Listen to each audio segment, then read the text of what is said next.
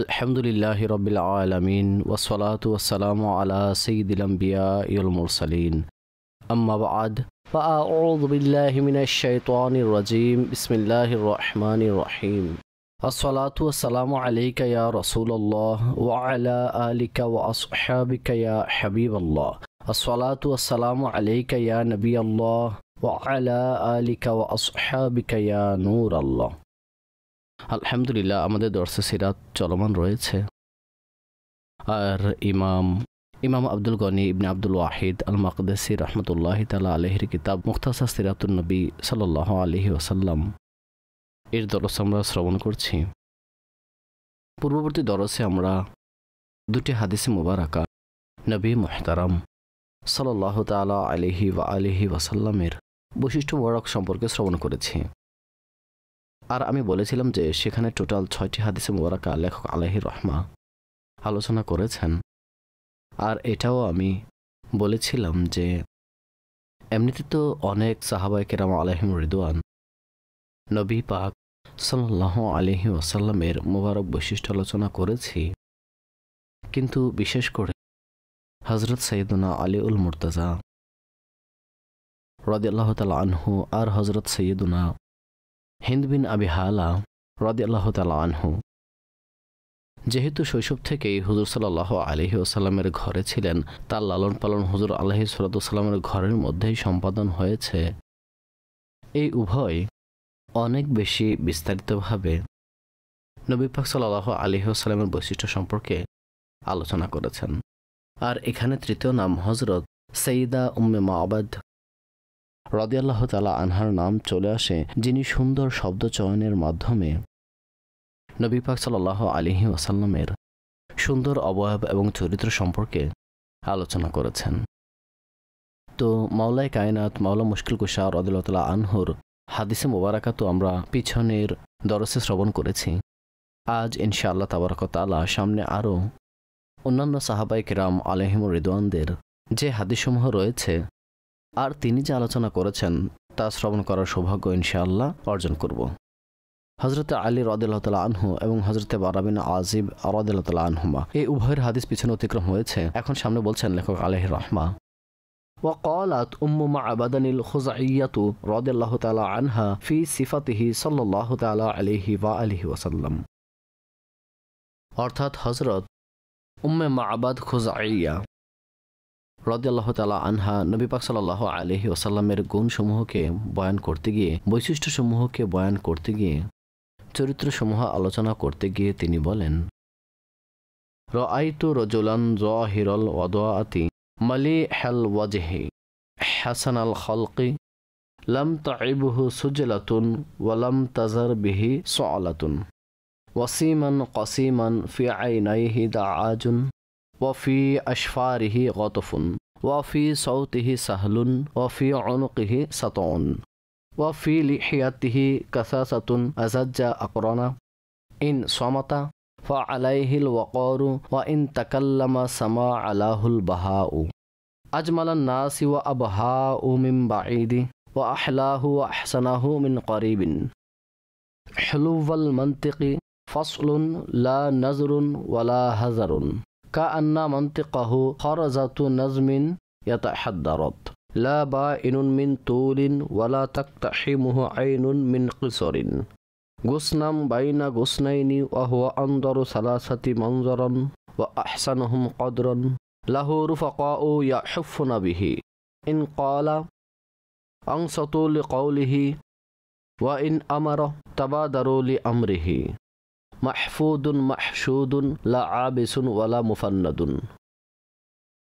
অর্থাৎ নবী পাক সাল্লাল্লাহু আলাইহি ওয়াসাল্লামের মুবারক বৈশিষ্ট্যসমূহ বয়ান করতে গিয়ে ইরশাদ করেন, আমি এমন এক ব্যক্তিকে দেখেছি, অর্থাৎ নিজের স্বামীর সামনে আলোচনা করছেন, আমি এমন এক ব্যক্তিকে, এমন এক পার্সনকে দেখেছি যার সৌন্দর্য একদম প্রকাশ্য ছিল, যার সৌন্দর্য স্পষ্ট প্রকাশ্য ছিল, আর চেহারা একেবারেই হাসি খুশি ছিল,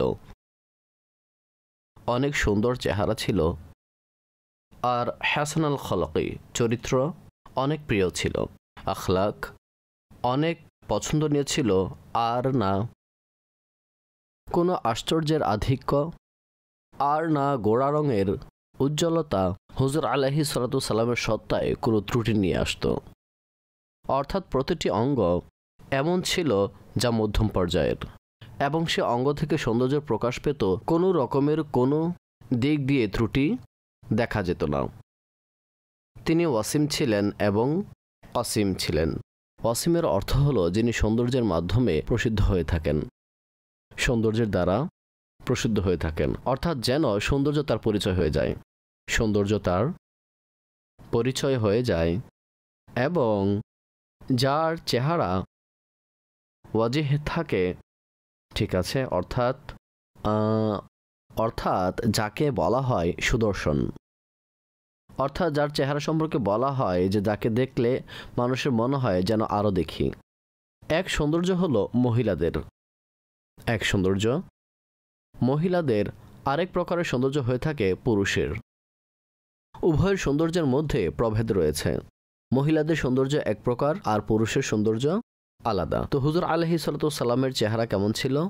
অজিজ ছিল, অর্থাৎ পুরুষ সৌন্দর্যের কেন্দ্রবিন্দু ছিল। ফি আইনাইহি দাআজুন, তার মোবারক চক্ষুদ্বয় কালো ছিল, অর্থাৎ ভেতরে চোখের মণি যে হয়ে থাকে তা এমন ছিল না যে তার মধ্যে কোনো প্রকারের কোনো ধরনের কমতি ছিল, বরং এর মধ্যে সর্বোচ্চ পর্যায়ের কালো ছিল, এর মধ্যে অধিক কালো ভাব ছিল। তিনি আলাইহিস সালামের মোবারক আওয়াজের মধ্যে গুঞ্জন ছিল, আওয়াজে গুঞ্জন ছিল, এবং তিনি আলাইহিস সালামের যে মোবারক গর্দান ছিল তা উঁচু ছিল, দাড়ি মোবারক ঘন ছিল, আর তার মোবারক ভ্রু ছিল তা পরস্পরের সাথে মিলিত ছিল আর চিকন ছিল। মিলিত তার উদ্দেশ্য হচ্ছে বড় ছিল কিন্তু মধ্যখানে একটু ফাঁকা ছিল। সামনে অগ্রসর হয়ে হাদিসে মোবারকায় আসছে যে সেখানে একটি রগ ছিল, উত্তেজিত হওয়ার সময় রগ ফুলে যেত।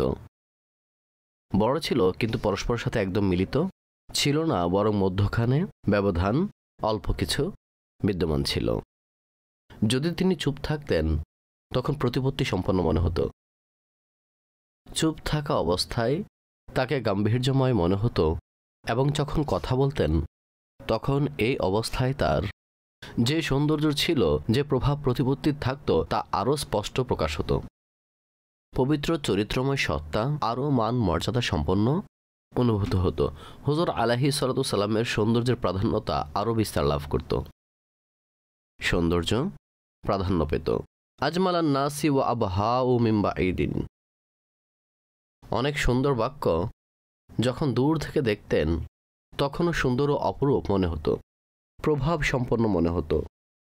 দূর থেকে যদি দেখা হতো তখনও কি প্রভাবময় এবং সুন্দর ও অপূর্ব।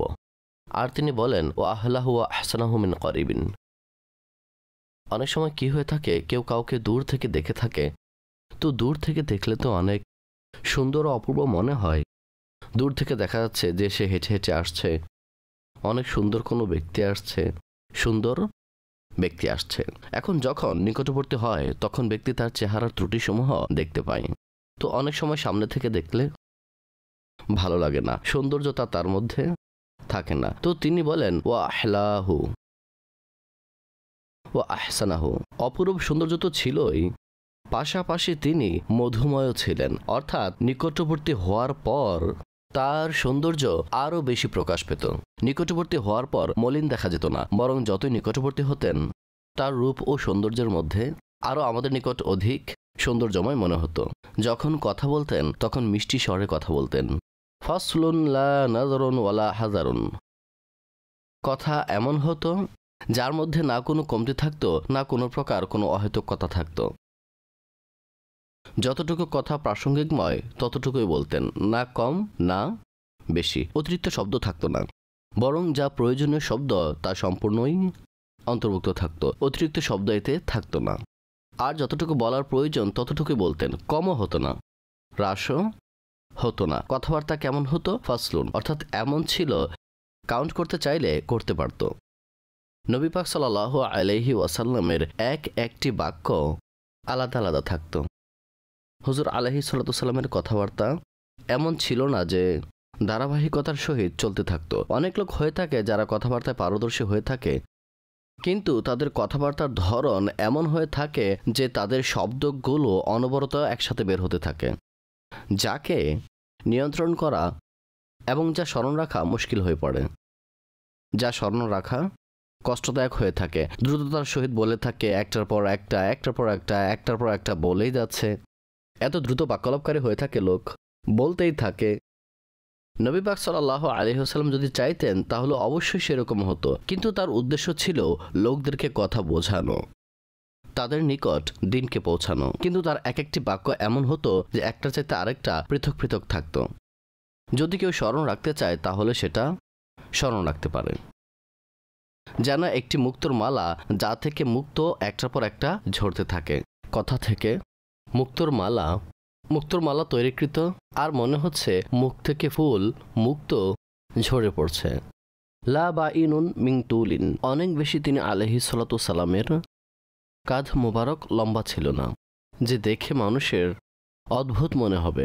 আর না হুজুর আলাইহিস সালাতু সালামের যে কাঁধ মোবারক ছিল তা এত ছোট ছিল যে অন্যের নিকট অদ্ভুত মনে হবে। ত্রুটিযুক্ত ছিল এমন ছিল না, বরং কাঁধ মোবারক যেমন পূর্বে আলোচনা করা হয়েছে এবং সামনেও আসবে যে মধ্যম পর্যায়ের কাঁধ ছিল, মাঝারি গড়নের কাঁধ ছিল কিন্তু অল্প উঁচু ছিল। মধ্যম পর্যায় থেকে কিছুটা উঁচু ছিল নবী পাক সাল্লাল্লাহু আলাইহি ওয়াসাল্লামের কাঁধ মোবারক ছিল। অনেক সুন্দর উদাহরণ পেশ করা হয়। বলেন, গুসনাম বাইনা গুসনাইনি ওয়া হুয়া আমদারু সালাসাতি মানজারান, অর্থাৎ বলেন তিনি আলাইহিস সালাতু সালাম যেন দুইটি সবুজের সমারোহ ডালের মাঝখানে একটি ডাল ছিলেন। প্রথমে বললেন দুটি শাখার মধ্যে একটি শাখা ছিল, অর্থাৎ এমন শাখা ছিলেন তিনটির মধ্যে, অর্থাৎ তার পাশাপাশি যে দুটি ছিল তাদের মধ্যে, তো মধ্যখানে এমন শাখা ছিল যা তিনটির মধ্যেই সবচেয়ে বেশি সবুজ শ্যামলিমায় পরিপূর্ণ ছিল। সবুজ ও শ্যামল পরিপূর্ণ ছিল, অর্থাৎ তিনটি শাখা তিনটির সবগুলোই সবুজ শ্যামল, কিন্তু মাঝখানে একটি শাখা, আর সেটা সবচেয়ে উঁচু দেখাচ্ছে এবং সবুজের প্রভাব তার উপর সবচেয়ে বেশি, তা সবচেয়ে সুন্দর দৃষ্টিগোচর হয়। তো আশেপাশে লোক রয়েছে যারা অনেক সুন্দর ও অপূর্ব, কিন্তু হুজুর আলাইহিস সালাতু সালামকে তাদের মধ্যখানে এমনই মনে হতো যেন দুই পাশে সবুজের সমারোহ শাখা রয়েছে, আর তাদের মধ্যখানে তাদের চাইতে বড় সবুজ শ্যামলিময় পরিপূর্ণ শাখা রয়েছে, সবচাইতে উঁচু। আহসানুহুম কদরন, এবং এই সবগুলো মূল্যায়নের দিক থেকে সবচাইতে বড় ছিলেন, আভিজাত্য সম্পন্ন ছিলেন হুজুর আলাইহিস সালাতু সালাম। হুজুর আলাইহিস সালাতু সালামের সঙ্গে ছিল সহচর ছিল ইয়াহুফুনা বিহি, যারা হুজুর আলাইহিস সালাতু সালামকে ঘিরে রাখতেন, আলতো করে তার পাশে ভালোবাসাপূর্ণ অবস্থায় থাকতেন। যদি তিনি কোনো কথা বলতেন তখন তা শ্রবণ করার জন্য কান লাগিয়ে রাখতেন, কান লাগিয়ে শ্রবণ করতেন, অর্থাৎ হুজুর আলাইহিস সালাতু সালামের কথাকে মূল্যায়ন করতেন, গুরুত্ব প্রদান করতেন এবং তা মনোযোগ সহকারে শ্রবণ করতেন। ওয়াইন আমার তাবাদারুলি আমরিহি, যদি তিনি কোনো কিছুর হুকুম প্রদান করতেন যে কোনো কাজ করতে হবে, তখন তারা সকলে তা পালন করার জন্য উঠে পড়ে লেগে যেতেন, একে অপরের সাথে প্রতিযোগিতা করতেন। আর তিনি আলাইহিস সালাতু সালাম যেন এমন ছিলেন যেন সকলে তার খাদিম। আর তিনি আলাইহিস সালাতু সালাম না তো কঠোর বাক্যালাপকারী ছিলেন, আর না রূঢ়ভাষী ছিলেন, আর না হুজুর আলাইহিস সালাতু সালামের কোনো প্রকারের বিরোধিতা করা হতো। হুকুম দিতেন, তখন লোকেরা তার আদেশ পালন করার জন্য সামনে অগ্রসর হতো। তারা ঘিরে রাখতেন তিনি আলাইহিস সালাতু সালামকে, তিনি সাল্লাল্লাহু আলাইহি ওয়াসাল্লামের প্রতিটি কথা মান্য করার জন্য চেষ্টা করতেন, হুকুম পালন করার জন্য চেষ্টা করতেন, এবং কোনো প্রকারের বিরোধিতা তিনি আলাইহিস সালাতু সালামের করতেন না। এবং তিনি সাল্লাল্লাহু আলাইহি ওয়াসাল্লাম যে হুকুম দিতেন তার মধ্যে কাঠিন্যতা ছিল না, অর্থাৎ তিনি আলাইহিস সালাতু সালাম কঠোরভাবে আদেশ প্রদান করতেন না, কঠোরতার সহিত কোনো কাজের হুকুম দিতেন না, অর্থাৎ বাদশার ভাব নিয়ে, বিচারকের ভাব নিয়ে কোনো কাজের হুকুম প্রদান করতেন না, বরং তার বলার ধরন কেমন ছিল, নম্রতার সহিত ছিল। কিন্তু সাহাবায়ে কেরাম আলাইহিমুর রিদওয়ান তা পালন করার জন্য একে অপরের সাথে প্রতিযোগিতা করতেন। তা সংক্ষিপ্তাসারে এখানে উম্মে মাবাদ রাদিয়াল্লাহু তাআলা আনহার হাদিস মুসান্নিফ আলাইহি রহমা এখানে উল্লেখ করেছেন। তাছাড়া তার হাদিসের মধ্যে আরও অনেক শব্দ বিদ্যমান। পরবর্তী হাদিস মুবারাকা, ওয়া আন আনাস বিন মালিক আল আনসারী রাদিয়াল্লাহু তাআলা আনহু আন্নাহু ওয়াসাফা রাসূলুল্লাহ সাল্লাল্লাহু আলাইহি ওয়াসাল্লাম ফাকাল কানা রাবআতাম মিনাল কওম লাইসা বিতাবিলিল বাইনি ওয়ালা বিল কসিরিল মুতাওয়াদ্দিদ আযহারুল লাউনি লাইসা বিল আবিয়াদিল আমহাকি ওয়ালা বিল আদামি লাইসা বিজাআদিন ওয়ালা কততিন ওয়ালা সাবতিন রাজলিশ শার। অর্থাৎ হযরত সাইয়্যিদুনা আনাস বিন মালিক রাদিয়াল্লাহু তাআলা আনহু বর্ণনা করতে গিয়ে তিনি বলেন, নবী পাক সাল্লাল্লাহু আলাইহি ওয়াসাল্লামের মুবারক আকৃতি আলোচনা করছেন। এটার প্রসিদ্ধ বাক্য কানা রাবআতাম মিনাল কওম। নবী পাক সাল্লাল্লাহু আলাইহি ওয়াসাল্লাম মধ্যম গড়নের কাঁধ বিশিষ্ট ছিলেন। মধ্যম কাঁধ বিশিষ্ট ছিলেন, অনেক লম্বা কাঁধওয়ালা ছিলেন না, আর তিনি আলাইহিস সালাম অনেক ছোট কাঁধ বিশিষ্ট ছিলেন না, বরং মধ্যম গড়নের কাঁধ ছিল। কিন্তু সেই কথাই যা আমি বলেছিলাম যে হাদিসের ব্যাখ্যাকারকগণ আলোচনা করেছেন যে কিছুটা মধ্যম পর্যায়ের কাঁধ থেকে উঁচু মনে হতো, উঁচু বিশিষ্ট ছিল। আর দ্বিতীয়ত, যদিও দীর্ঘ থেকে দীর্ঘতর কাঁধ বিশিষ্ট লোকও যদি তার সাথে হাঁটতেন বা বসতেন, তিনি আলাইহিস সালামকে তাদের থেকে উঁচু দৃষ্টিগোচর হতো। এটা তার মুজিজার মধ্যে ছিল। আজহারাল লাউন, চমকপ্রদ রং সম্পন্ন ছিলেন। ঠিক আছে, তার উপর আলোচনা হয়েছে যে তিনি আলাইহিস সালামের যে প্রকৃত রং ছিল তা হলো উজ্জ্বলতার সহিত লাল বর্ণ বিশিষ্ট ছিল, কিন্তু তার কারণে তিনি আলাইহিস সালামের মুবারক রং তা সোনালী কালারের অনুভব হতো, উজ্জ্বলপ্রদ দৃষ্টিনন্দন অনুভব হতো। লাইসা বিল আবিয়াদিল আমহাক, না তিনি আলাইহিস সালামের রং মুবারক অনেক বেশি সাদা ছিল, যেমন চুন হয়ে থাকে এমন রং ছিল না, আর না বাদামি রং ছিল। তিনি আলাইহিস সালামের চুল মুবারক না কোকড়ানো ছিল, না পেঁচানো ছিল, আর না একদম সোজা ছিল, না একদম সোজা ছিল, বরং তিনি আলাইহিস সালামের মুবারক চুল যা ছিল তা মৃদু পরিসরে কোকড়ানো ছিল, কিছুটা স্বল্প পরিসরে যে পেঁচানো থাকে ওই ধরনের তিনি আলাইহিস সালামের চুল মুবারক ছিল। একেবারে যে সোজা হয়ে থাকে তেমন তো ছিল না, আর একদম পেঁচানো চুল হয়তো আপনারা দেখেছেন, আর অনেকের চুল আছে যা উপর দিকে উঠে যায়, এমন নয়, বরং কিছুটা কোকড়ানো নবী পাক সাল্লাল্লাহু আলাইহি ওয়াসাল্লামের মুবারক চুল ছিল। পরবর্তী হাদিস মুবারাকা বলেন, অকালা হিন্দ ইবনু আবি হালাতা রাদিয়াল্লাহু তাআলা আনহু, হযরতে হিন্দ বিন আবি হালা রাদিয়াল্লাহু তাআলা আনহু বলেন, তিনি হযরত সাইয়্যিদা খাদিজা রাদিয়াল্লাহু তাআলা আনহার ছেলে প্রথম স্বামীর ছিলেন, আর তিনি নবী পাক সাল্লাল্লাহু তাআলা আলাইহি ওয়াসাল্লামের ঘরে লালিত পালিত হন হযরতে খাদিজা রাদিয়াল্লাহু তাআলা আনহার নিকট। তো তিনিও অনেক বিস্তারিতভাবে নবী পাক সাল্লাল্লাহু আলাইহি ওয়াসাল্লামের গড়নকে আলোচনা করেছেন। আল্লাহ পাক অনেককে সামর্থ্য দিয়ে থাকেন,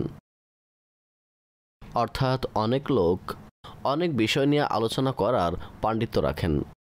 যেমন অনেক লোকের মধ্যে এই প্রতিভা থাকে যে গল্প খুব সুন্দরভাবে উপস্থাপন করতে পারে, ঘটনা খুব সুন্দরভাবে বর্ণনা করতে পারে। ঠিক আছে, সাধারণ গল্প যদি হয় সেটাকে এমন ভঙ্গিমা বয়ান করবে যে মানুষ আকর্ষিত হয়ে পড়ে। যেমন হাজী আমিন সাহেব যদি গল্প কাহিনী বয়ান করে তো মানুষ মনোযোগ হয়ে পড়ে। অনেক লোক হয়ে থাকে যারা কোনো জায়গার যে অবস্থা সৃষ্টি হয়, কোনো জায়গায় যখন কোনো ঘটনা হয়ে থাকে সেটাকে খুব সুন্দরভাবে আলোচনা করে থাকে। অনেক লোক এলাকার বিষয়ে আলোচনা করার ক্ষেত্রে খুব বেশি পারদর্শী হয়ে থাকে, সেটাকে খুব সুন্দরভাবে আলোচনা করে থাকে, মনে হয় এক একটা জিনিস সামনে উপস্থাপন করছে।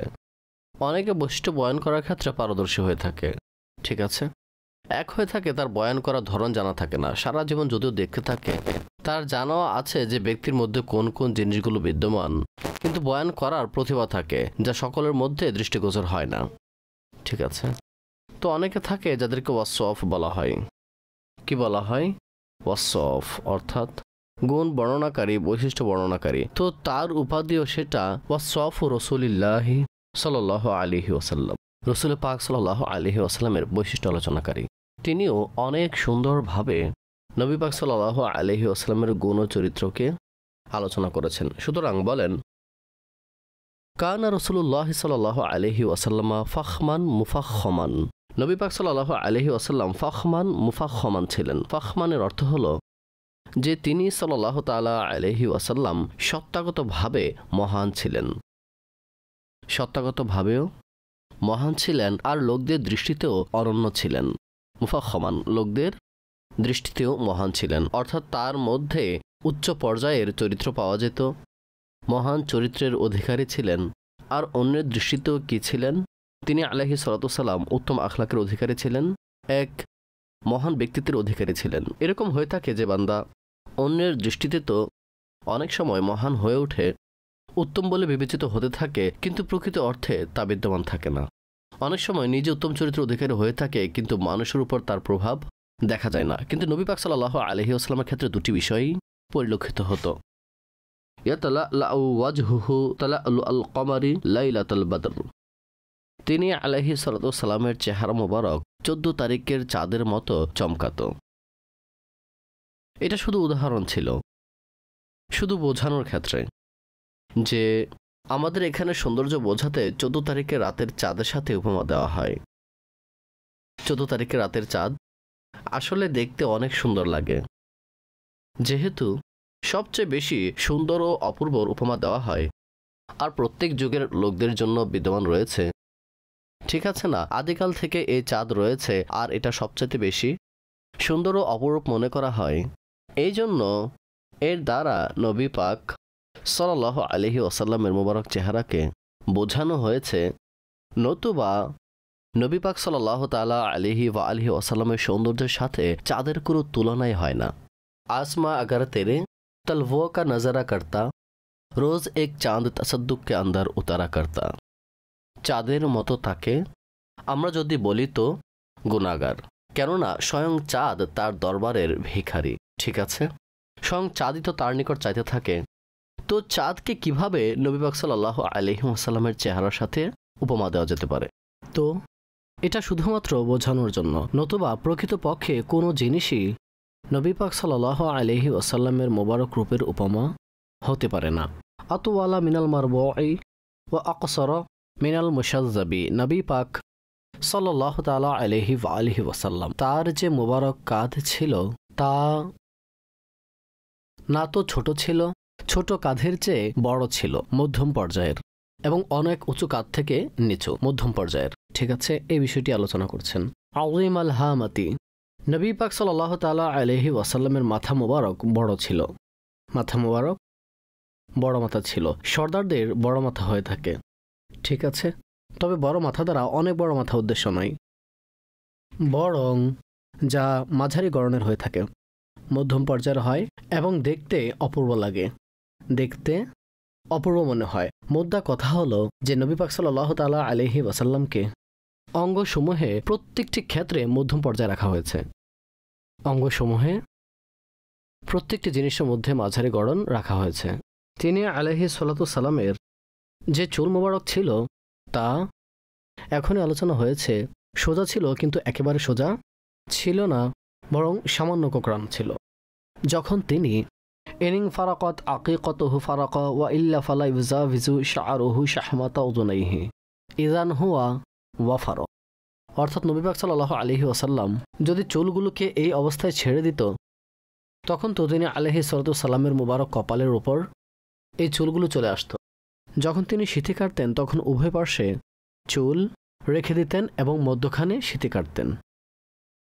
তিনি আলাইহিস সালাতু সালামের চুল আঁচড়ানোর দুটি পদ্ধতি বর্ণিত রয়েছে, যে তিনি আলাইহিস সালাতু সালাম প্রথমত চুলগুলো ছেড়ে রাখতেন, চুলগুলোকে ছেড়ে দিয়ে রাখতেন, তখন চুলগুলো সামনে চলে আসতো, ঠিক আছে? সিঁথি বের করতেন না।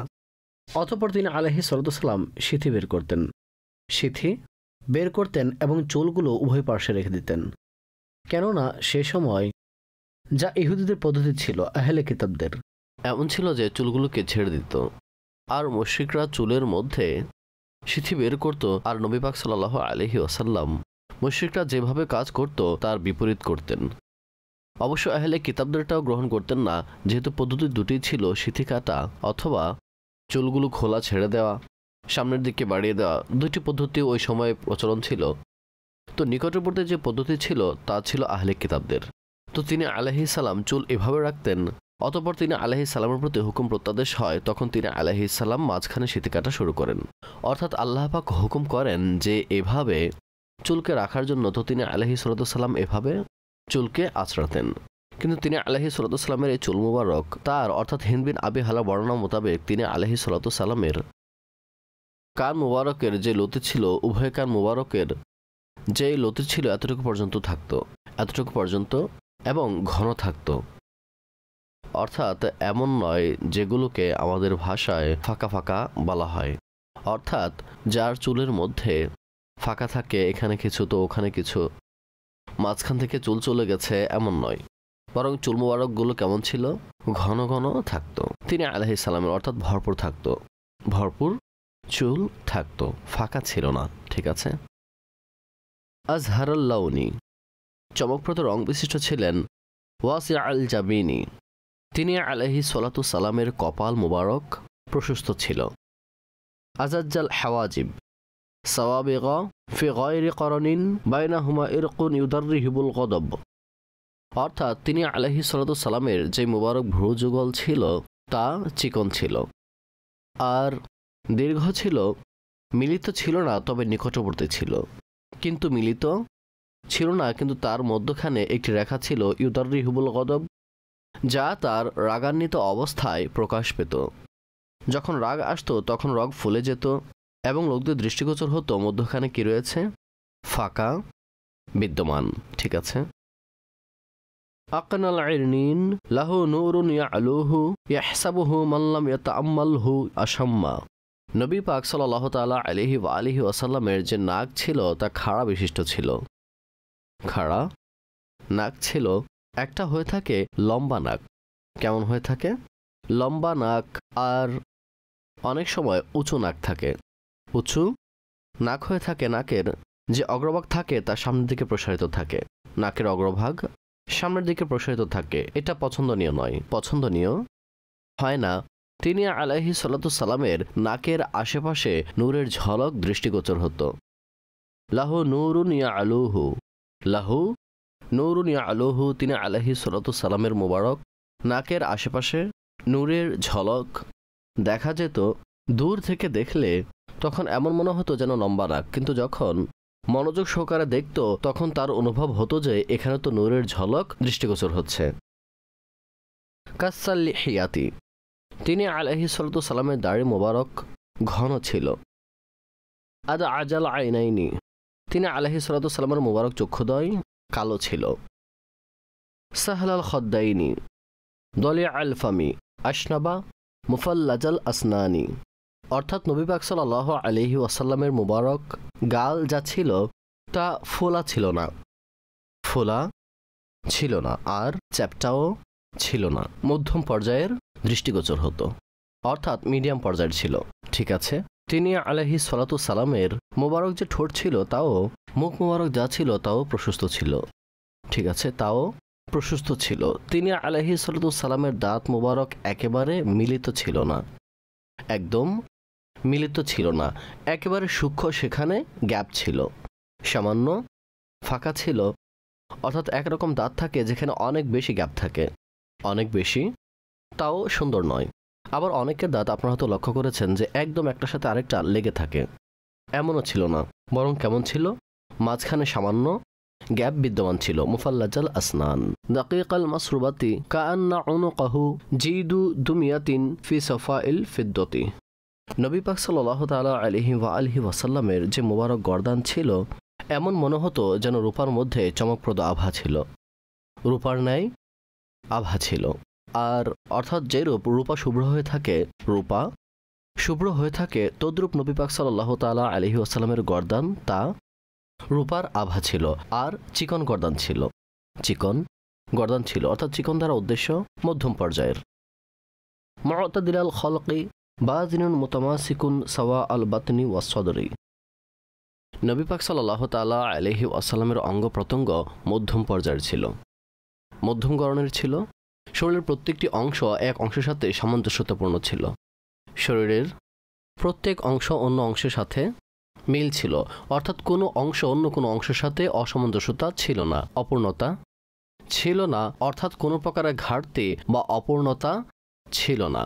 সিনা মুবারক এবং প্যাট মুবারক উভয় বরাবর ছিল, যাকে কি বলা হয়? হ্যান্ডসাম। আমাদের এখানে যেটাকে স্মার্ট বলা হয়। ঠিক আছে, যেটাকে স্মার্ট বলা হয়। অনেকের তো দেখা যায় কারো প্যাট বেড়ে আছে, কারো বুক বেড়ে আছে, আর অনেকের সিনা আর প্যাট কীরকম থাকে? একদম বরাবর থাকে। তো নবী পাক সাল্লাল্লাহু আলাইহি ওয়াসাল্লাম সাওয়া আল বাতনি ওয়াস সদর, সিনা এবং প্যাট একদম সমান্তরাল ছিল।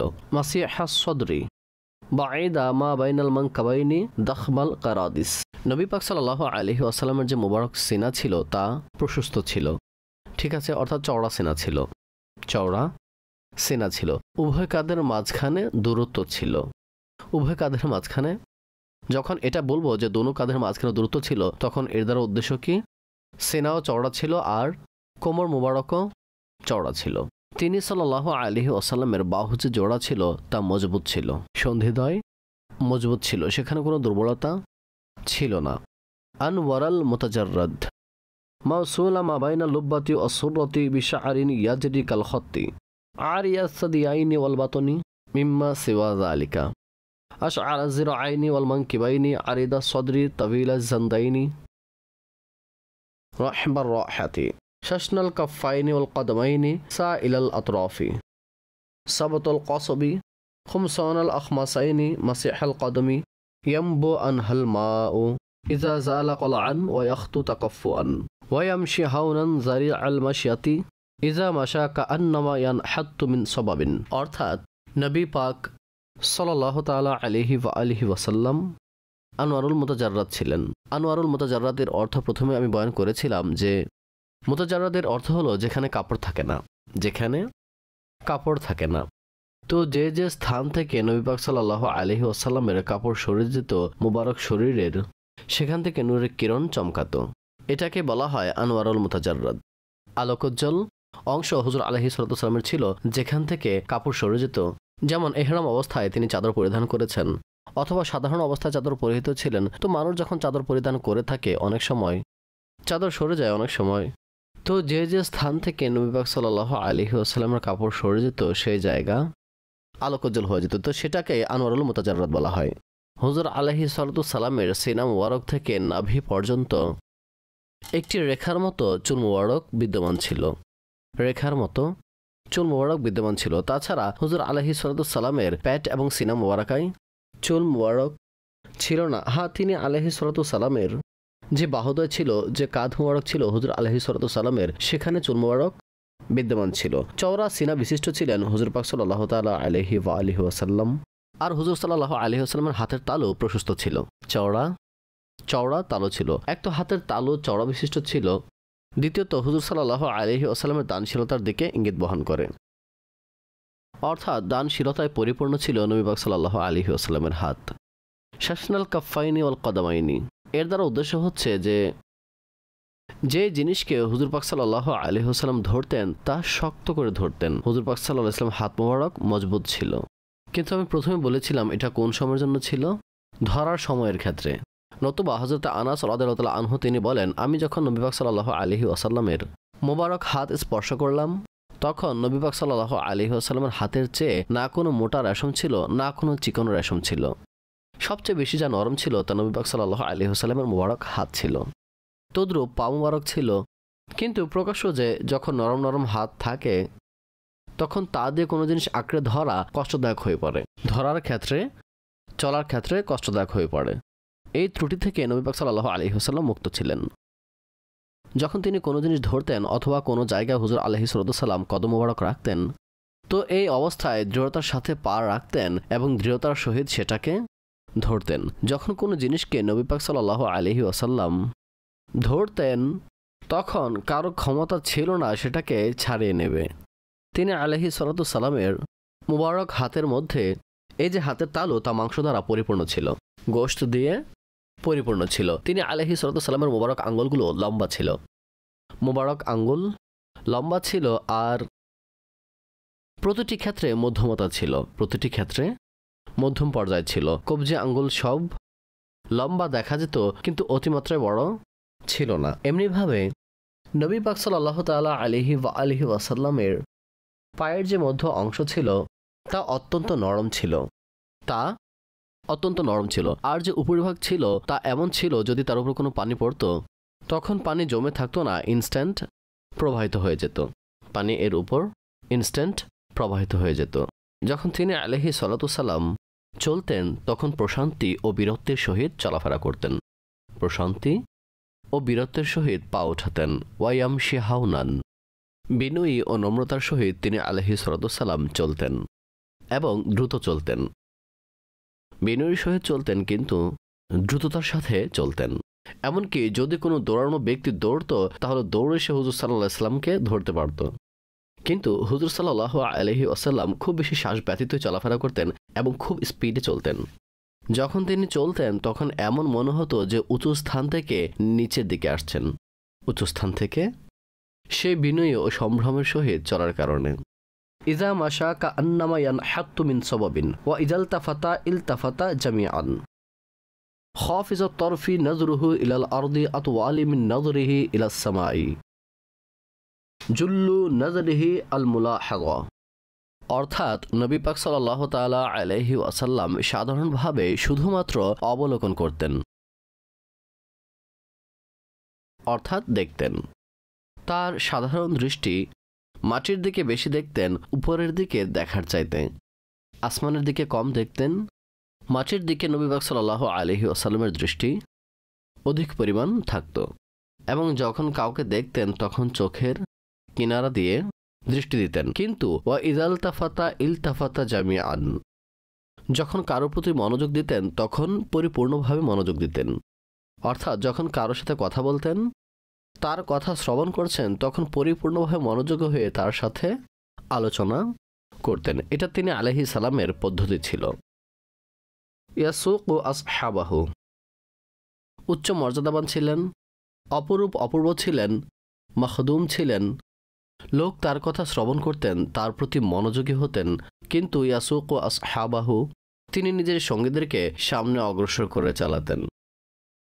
তিনি স্বয়ং তাদের পিছনে চলতেন এবং তাদের খেয়াল রাখতেন।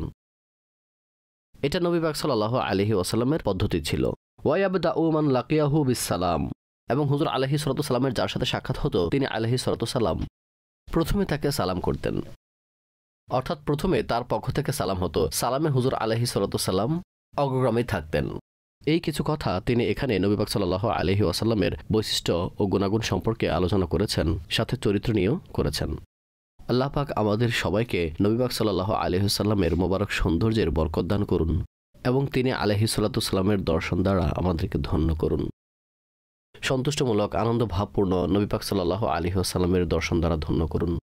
বিশেষ করে কিয়ামতের দিন নবী পাক সাল্লাল্লাহু আলাইহি ওয়াসাল্লামের দর্শন থেকে আমাদেরকে বঞ্চিত না করুন এবং নবী পাক সাল্লাল্লাহু আলাইহি ওয়াসাল্লামের শাফাআতের মধ্য থেকে আমাদেরকে, আমাদের সন্তান সন্ততি, মা বাবা সবাইকে আল্লাহ তাআলা অংশীদার করুন।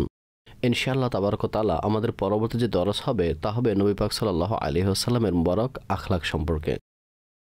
ইনশাআল্লাহ তাবারক ওয়া তাআলা পরবর্তী অধ্যায়ে, পরবর্তী দরসে আমরা সে সম্পর্কে শ্রবণ করব। রব্বুল ইজ্জাত জাল্লা ওয়া আলা আমাদের সবাইকে নিজের দরবারে কবুল করুন। আমিন বিজাহিন নবীল আমিন সাল্লাল্লাহু তাআলা আলাইহি ওয়া আলিহি ওয়াসাল্লাম।